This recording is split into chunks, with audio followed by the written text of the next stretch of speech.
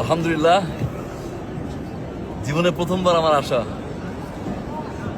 কাবা শরীফের সামনে, প্রথমবার ঢুকে প্রথমবারে হাজরে আসওয়াদ মানে কালো পাথর, যেটাতে চুমু দেওয়াটা আসলে ভাগ্যের চেয়েও ভাগ্যের ব্যাপার। চুমু দিতে পারলাম, চুমু দিয়ে মাত্র আসলাম। আল্লাহর কাছে লাখ লাখ শুক্রিয়া। জীবনে আর বড় কোনো চাওয়া নাই, পাওয়া নাই, কিচ্ছু নাই। আলহামদুলিল্লাহ, শুক্রিয়া। আল্লাহ তাআলা সবাই দোয়া কবুল করুক, সবাইকে নিয়ে আসুক। It's a big time.